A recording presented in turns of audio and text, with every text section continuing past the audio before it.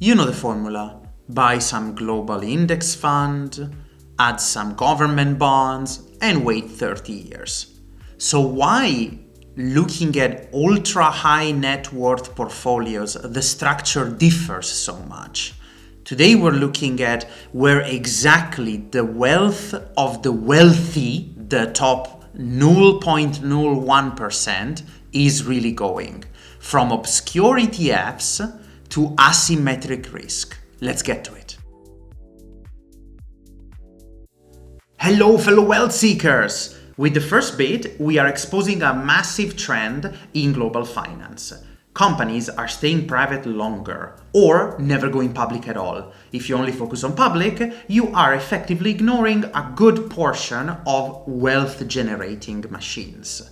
So how can you do it as a smaller private investor without cash on hand and immediate direct investment?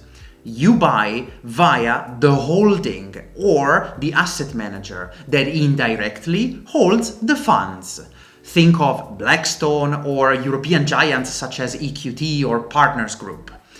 Via them, you are able to invest in the illiquidity premium via a liquid asset, for example, iShares. The second vector of wealth migration is industrial and energy commodities, the very materials at the foundation of the industrial revolution that's happening around us.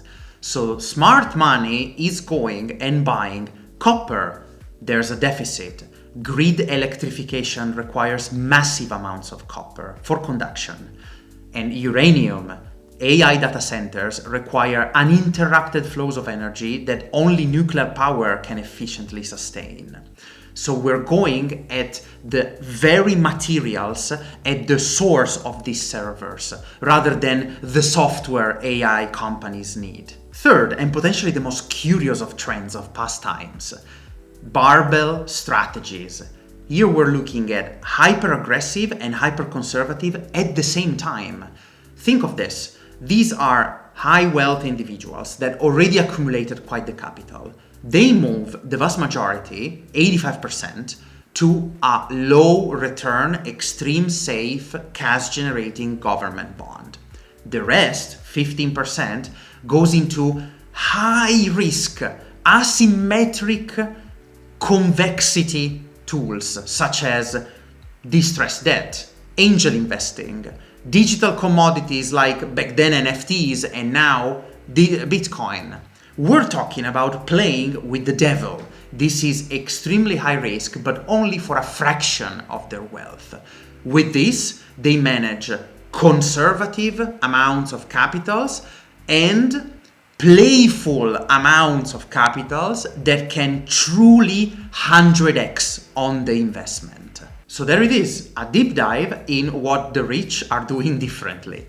Don't get me wrong, the standard 70-30 that I already dissected in another video works just fine for the majority of us.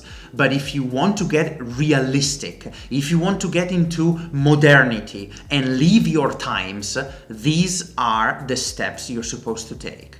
Private markets, real-life commodities, and high risk, high reward, but contained. Assess your portfolio. I invite you to have a look at potential strategies that you could be exploring already today. I've compounded a list of what exactly to buy and where to look for these specific types of investment. I'd love if you could have a look, leave a feedback. Until the next session, European Wealth Lab out!